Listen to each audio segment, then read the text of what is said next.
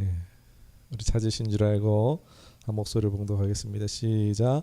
그러므로 예물을 제단에 드리러 가다가 거기서 내 형제에게 원망을 들 만한 일이 있는 것이 생각나거늘 예물을 제단 앞에 두고 먼저 가서 형제와 화목하고 그 후에 와서 예물을 드리라. 아멘.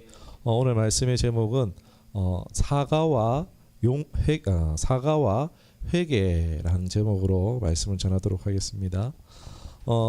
한국 속담 중에 너무나 우리가 잘 아는 속담이기도 한데 제가 볼 때 이 속담은 굉장히 성경적입니다. 무슨 속담이냐? 말 한마디에 청량빛을 갚는다라는 속담입니다. 잘 아시죠?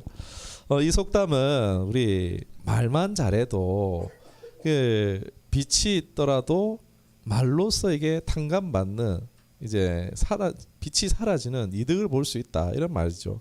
큰 일도 어려운 일도 진심 어린 이 한마디로 인해서 해결할 수 있다라는 그런 속담입니다. 직접적으로는 이제 사과의 중요성을 말하는 이제 속담이라고도 할 수 있겠습니다. 우리는 살면서 때때로 누군가에게 사과를 해야 하는 그런 상황을 만날 수 있죠. 그게 의도했든 의도하지 않았든 그것이 직접적이든 간접적이든 내적이든 외적이든지 간에 우리는 상처를 줄 수 있어요. 그런 상황에서 진심 어린 말 한마디 사과가 그 사람의 마음에 입은 상처나 또 상해에 대한 그 빚이 있겠죠. 그 빚이나 마음의 빚을 이 사과로 진심 어린 한마디로도 갚을 수도 있다라는 것입니다. 그런데 어떻습니까? 그 한마디 하지 못해서 어떻게 돼요? 일이 커지는 경우가 있습니다. 말 한마디에 사과를 할 수 있는데 그 안에서 손해배상해라. 민사소송 나는 거죠. 속담에서처럼 이 말 한마디 사과 한마디 잘하지 못하여서 오히려 천냥을 갚아야 하는 일이 일어날 수가 있다라는 것입니다. 이 사과하는 것의 중요성은요, 우리가 이루 말을 하지 않아도 다 공감하시리라 생각합니다. 그런데 만약에 사과하지 않음으로써 이 마음의 응어리, 관계의 골을 만들게 되면 어떻게 됩니까? 천하보다 귀한 게 사람이잖아요.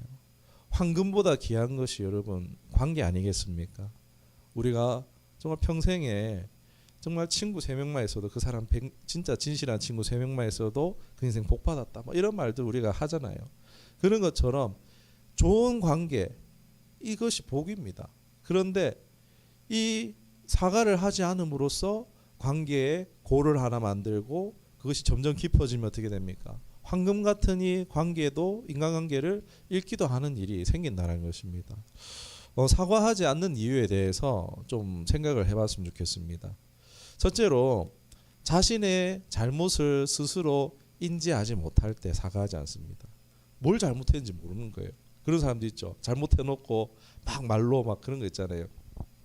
우리 요즘에 이제 이슈가 된 게 성희롱 이런 것들이 이제 요즘은 이제 굉장히 조심해야 되죠. 발언 같은 것들 굉장히 조심해야 되는데 그것이 이제 점차 이제 수면 위로 드러나기 전까지 사람들이 그게 농담이야 하면서 상처를 주고 그 사람을 힘들게 하는 말인지 사람들이 그거를 잘 모르겠어요. 이제 법제화 되니까 사람들이 이제서야 좀 조심하는 경우가 있는데 잘 모르는 거예요. 이게 그 상대방에게 얼마나 수치감을 주고 모욕을 주는지 모르는 거예요.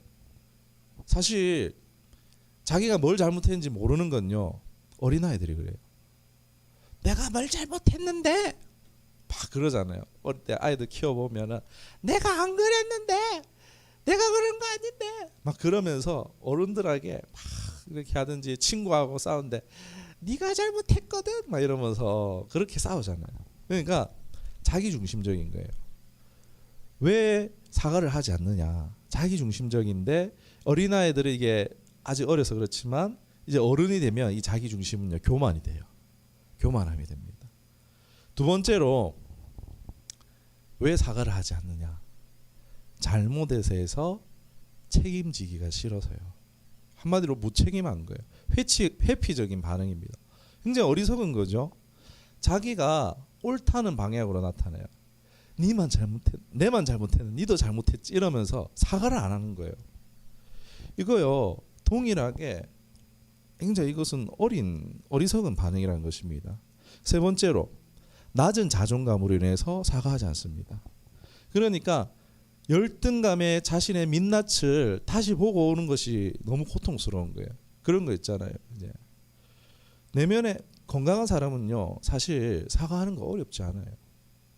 그런데 사과하는 것을 굉장히 부끄럽게 여기고 사과하는 것이 내 굉장히 이제 자존감 낮고 열등한 그것을 느끼기가 싫어서 사과하기 싫은 거예요. 한마디 자존심 때문에.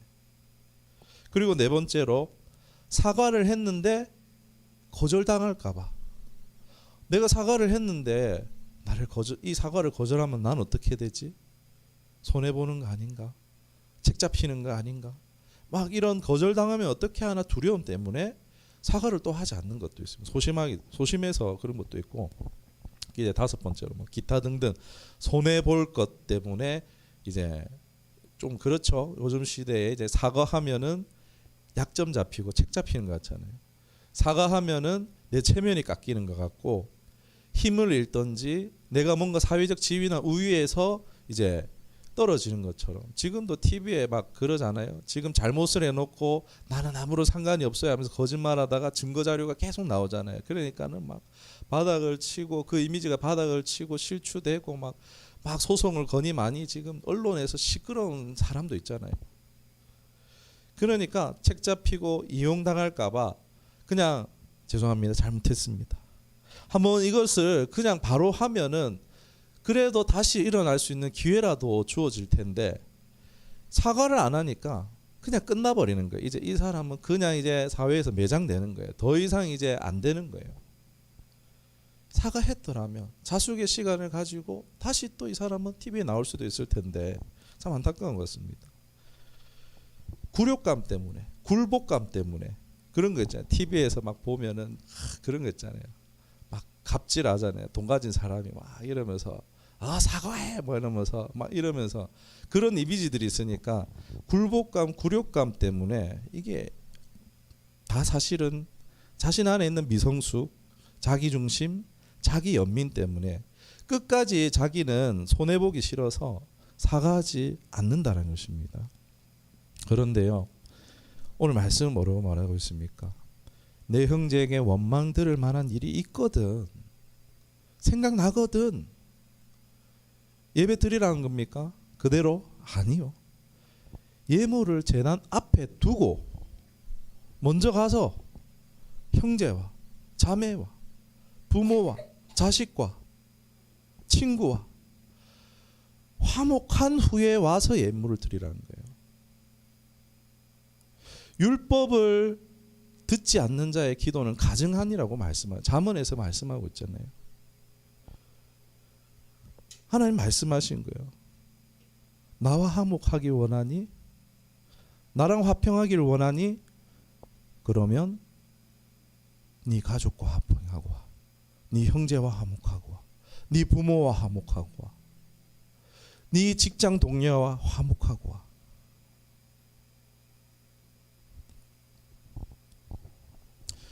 사과하지 못하는 건요, 사실 사과에 대한 이해 부족이라고 할 수 있겠습니다.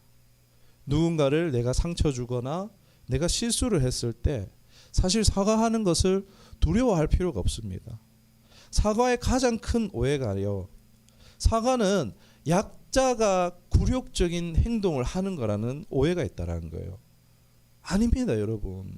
TV에서 그렇게 망쳐놨는지 모르겠는데 사과는요, 약한 사람이 강자 앞에 굴욕적인 태도를 보이는 것이 아니라는 거예요.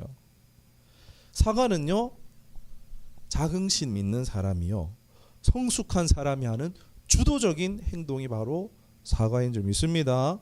사과를 해야 되는 이유는요, 그것이 옳은 것이기 때문에 해야 한다는 것입니다. 상대방이 받아주면 안 받아주면 어떡하지? 그걸 계산할 필요도 없어요.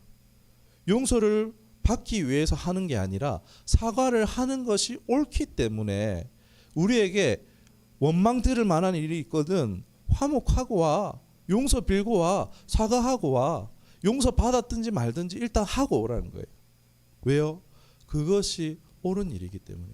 그 사람이 받아주든지 안 받아주든지 그건 상관할 필요 없습니다. 그건 내 영역이 아니에요.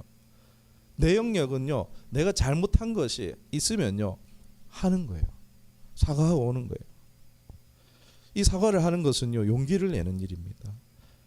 자신의 부족함, 우리 다 부족함이 있잖아요. 실수할 수 있잖아요. 관계에서 얼마든지 실수할 수 있죠. 말 한마디 잘못할 수도 있는 거고, 실수로 까먹을 수도 있고, 뭔가 그 상대방의 인격에 대해서 좀 그런 이제 모멸감을 느낄 수 있는 그런 실수들 우리 분명히 할 수 있습니다. 그런데 내가 완전하다라고 생각하는 사람은 없겠지만은, 그러나 우리가 그 잘못을 했을 때 내가 아직도 부족하구나, 한 번 더 생각하고 말해야 되는데 아직 내가 말하는 게 성급하구나 생각할 수 있잖아요. 내가 잘못했구나 인정할 수 있잖아요. 내가 아직 이러한 태도가 있었구나. 내가 아직도 학생 때 젊은 시절에 이런 혈기를 아직 억누르지 못했구나. 누구나 그렇게 자신의 잘못을 부족함을 인정할 수 있잖아요.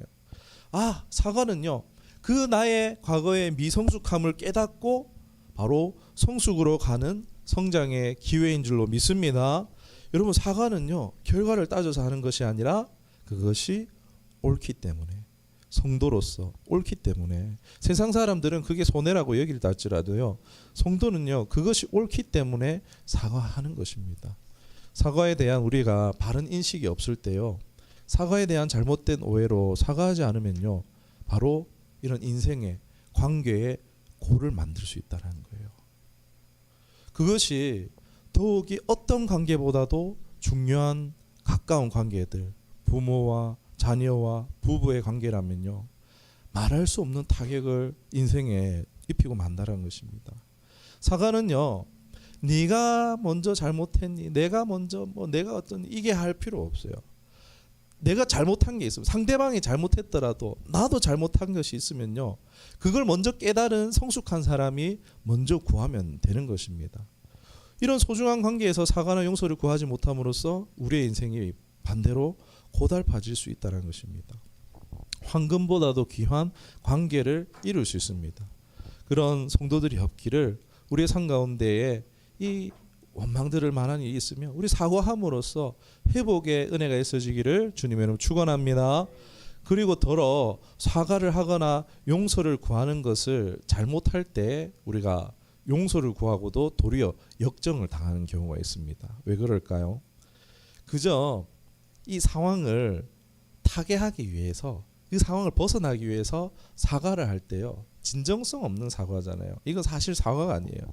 사과를 제대로 이제 의미를 알지 못하고 사과를 안 해보니까 이런 사과를 하는 거예요. 그러니까 남녀 관계 가운데 막 TV에도 나오잖아요. 미안해 뭐가 미안한데 막 이러면서 남자랑 여자랑 막 투격하잖아요. 내가 다 잘못해서 그래서 뭘 잘못했냐고 막 이러면서 하지마 막 이러면서 드라마에 나오잖아요. 여러분, 이건요 빵점짜리 사과예요. 빵점짜리. 100점 만점에 따지면요, 그냥 무조건 미안해 사과 안 하는 것보다 낫긴 하겠지만 그래도 이건요 빵점짜리입니다. 이런 사과를 혹여나 다른 사람이 한다면요, 그 사과 받아주면 안 돼요. 일단 내가 미안해, 무조건 잘못했어.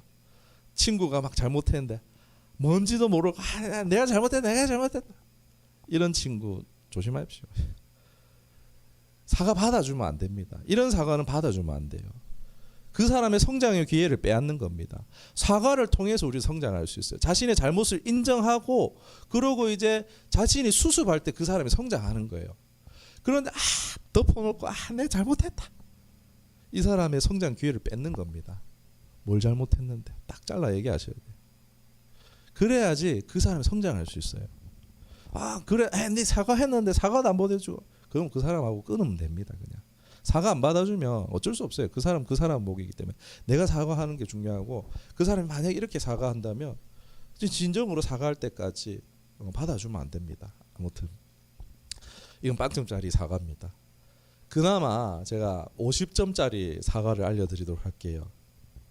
사과와 더불어서 원인에 대해서 이야기하는 거예요. 그러니까 자기가 원인을 알고 있는 거야.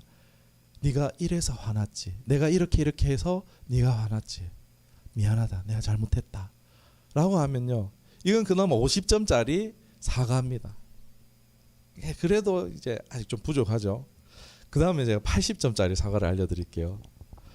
사과의 원인과 더불어서 해명이 들어가는 거예요. 그리고 미안하다는 거예요. 그러니까 야, 내가 니한테 이렇게 해서 화가 났지, 미안해.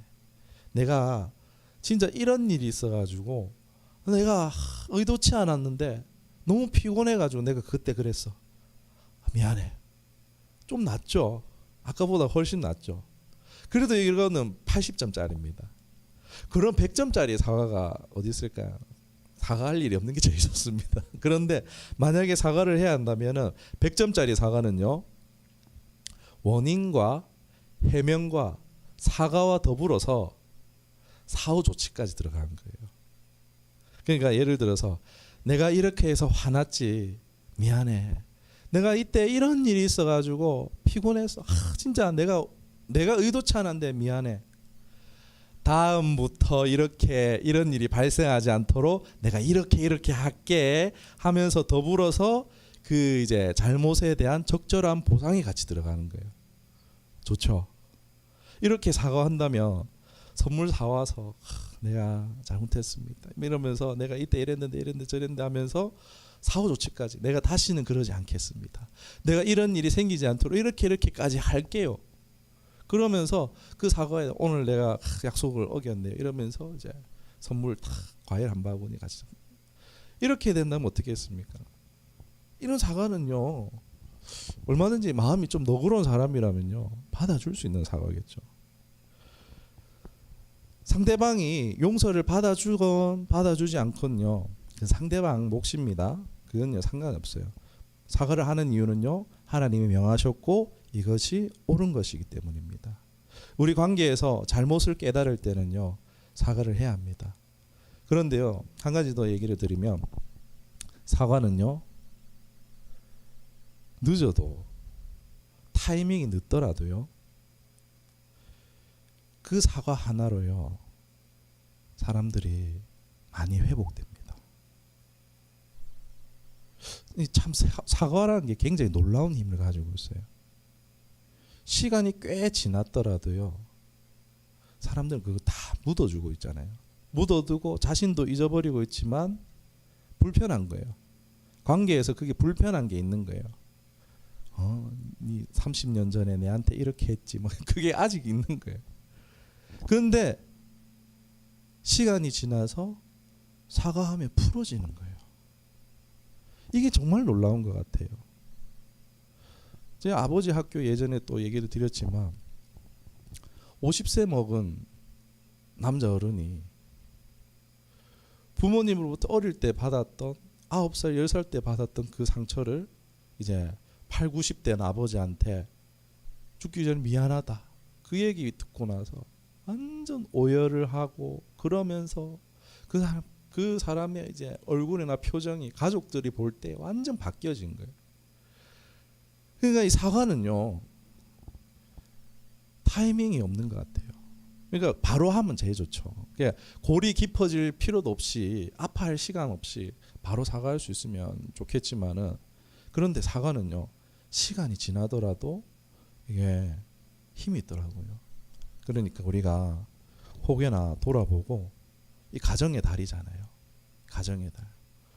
우리 가족들 간에 나도 상처 입었어 이러지 마시고, 나도 상처받은 거 있지만 내가 잘못한 것이, 저 사람이 10개 잘못했고 내가 하나 잘못했더라도 여러분 그 하나를 가지고 사과할 수 있는 저와 여러분 될 수 있기를 주님을 축원합니다.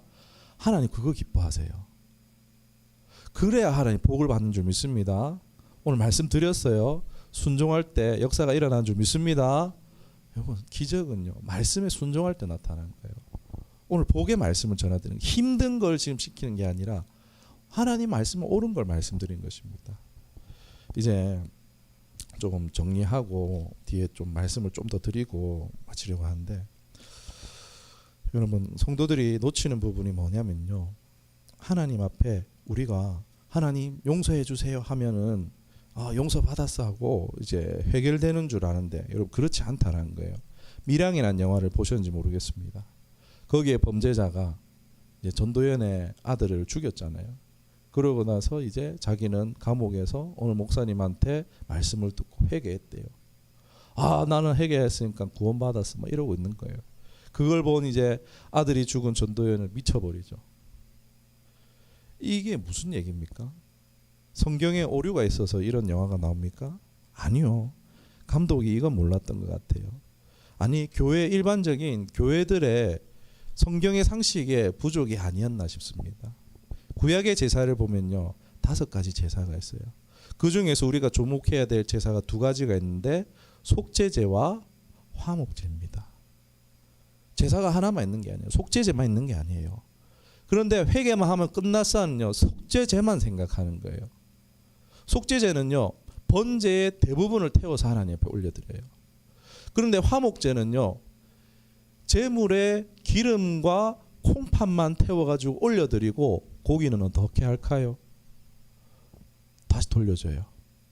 그 고기를 어떻게 하라는 거냐? 이웃과 나눠 먹으라는 거예요. 네 잘못한 거 있지? 속죄했지? 그러면 이제 그거 가지고 가서 네 잘못한 사람들하고 이웃하고 화목해. 친하게 지내. 화목하라는 거예요. 이게 화목제의 의미입니다. 이웃과 화평하라는 게 하나님의 의도예요. 친교의 의미가 있어요. 그러니까 성도는요, 죄의 해결만 받고 끝나는 게 아니에요. 다들 여기서 멈추는 경우가 많은데 아니요. 하나님은요, 하나님 사랑하는 것과 더불어 우리의 관계 회복에 관심이 많으신 줄 믿습니다. 서로 사랑하며 살아가기를 원하신다는 거예요. 우리는요, 상대방의 나한테 잘못한 거 상관없이요, 옳게 행해야 돼요. 그게 성도입니다. 화평에 힘써야 되는 게 그게 나의 성도의 의무입니다. 혹 우리 삶에 용서받아야 할 또는 용서해야 할 사람들이 분명히 있을 것입니다.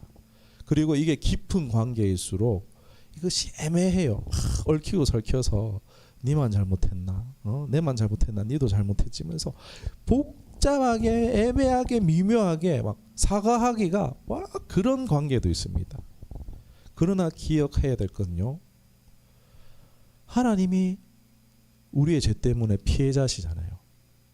우리 때문에 독생자 아들 내어주셨잖아요. 하나님 피해자예요. 그런 피의자인 우리를 위해서 하나님은 먼저 화목에 손을 내미셨어요. 독생자 예수 그리스도 내어주신 게 먼저 하나님 사과하신 거예요. 하나님 사과할 게 뭐가 있어요? 우리랑 화평하기 위해서 하나님이 해야 하실 의무가 뭐가 있어요? 사람이 죄를 지었는데 하나님은 잘못한 거 하나도 없는데, 그런데 왜 피해자이신 하나님이 왜 먼저 손을 내미셨습니까? 친히 예수님으로 화목제물 주셨어요. 그렇기 때문에 우리는 은혜 받은 자이기 때문에 그 구원받은 우리가 바로 예수님을 닮아서 우리도 먼저 사과할 수 있는 저와 여러분 될 수 있기를 주님을 축원합니다. 또 100점짜리 사과, 사후 조치가 있는 사과 할 수 있기를 원합니다. 이것이 옳기 때문입니다. 우리의 예배도 기도도 헌신도 가정한 것이 아닌 기쁨으로 하나님께서 받아주실 것입니다. 오늘 이 말씀을 드렸어요. 실천할 말씀으로 좀 드리긴 했는데 한 가지만 더. 사과도 중요하지만 세상 어떤 관계보다 친밀해야 되는 관계가 하나님과의 나와의 관계인 줄 믿습니다. 그렇기 때문에 하나님께도 사과를 잘해야 됩니다. 우리가. 그건 회개라고 할 수 있겠죠. 천냥빛을 말 한마디로 갚을 수 있는 것, 그것보다 더 큰 우리의 셀 수 없는 죄값에 대해 회개함으로 인해서 나의 죄를 시인하고 예수님을 구할 때에 우리는 셀 수 없는 죄의 값을 사함을 받을 수 있는 줄 믿습니다. 회개하지 않는 이유도요, 사과하지 않는 이유랑 비슷해요. 사과를 잘 하지 않는 사람이 회개도 잘 안 해요. 그래서 사과에 대해서 먼저 말씀을 드렸던 거예요. 자기의 잘못에, 자기의 죄에 대해서 무지한 거예요. 또 잘못한 줄 알더라도 자존심이 상하니까 회개하지 않는 거예요. 잘못으로 인해서 관계에 골이 생기고, 잘못으로 인해서 하나님과의 관계에 골이 생겼는데 황금보다 귀한 관계를 잃을 수 있듯이 죄로 인해서 하나님과 갈려졌는데 회개하지 않아서 어떻게 될 수 있겠습니까? 천하보다 귀한 생명을 잃을 수 있는 겁니다. 사과가 옳은 것이든 회개도 옳은 것인 줄 믿습니다. 우리가 용서받을까 용서받지 못할까 해서 하는 게 아니라 하나님 자비가 무한하시고 긍휼이 끝이 없으신 분이잖아요. 용서받을까 못 받을까 걱정해서 회개하지 못하는 일은 없어야 될 것입니다. 회개가 옳은 거예요. 그리고 회개는요, 사과가 말로 끝나서 안 되는 것처럼 행동으로 나타나야 되는 것처럼 회개도요, 우리 사후 조치까지 필요하다는 거예요. 요한복음 7장에 가늠하다 잡힌 여인이 있어요. 바리새인들이 잡아왔어요. 그래갖고 막 이 여자 어떡할 겁니까? 이러니까 예수님이 어떻게 해요? 땅에다가 뭐라 쓰시죠. 그러니까 사람들이 돌을 그냥 땅에 던지고 다 떠나가요. 그리고 이제 가늠한 여인과 예수님만 남았어요. 예수님이 뭐래요? 사람들 어디 갔냐? 없어요. 나도 너를 정죄하지 않노라. 가서 다시 범죄하지 말라. 다시 범죄하지 말라. 돌이키라는 거예요. 더 이상 그 죄 가운데 머물지 말고 돌이키라는 것입니다. 회개는요, 돌이키는 것입니다. 우리의 삶을요, 죄에서 떠나는 것입니다. 하나님은 우리에게 이 은혜를 베푸시는데 우리가 그 은혜에 대한 보상하는 건요, 다른 것이 없어요. 뭐 교회 100개 1000개 짓는 거 아닙니다. 헌신 엄청 하고 이런 거 아닙니다. 돌이키는 거예요. 세상을 뒤로하고 하나님만을 사랑하는 것이 참된 회개인 줄 믿습니다. 가장 좋은 회개, 참된 회개는요, 바로 화목제물 대신 예수님을, 하나님을 사랑하는 것입니다. 하나님 사랑하기를 결단하는 것입니다. 우리가 이것이 되지 않으니까 계속 회개하는 거예요. 계속 회개를 반복하는 일이 생기는 이유가 하나님 사랑하시기를 결단하지 않기 때문에 회개할 일이 계속 생기는 거예요. 사랑하는 여러분, 이런 참된 회개함으로 온전히 하나님께 돌이키고 하나님만을 향하게 되어 하나님과 화평을 누리게 되시기를, 회복의 은총을 누리시기를 주님의 이름으로 축원합니다. 기도하시겠습니다.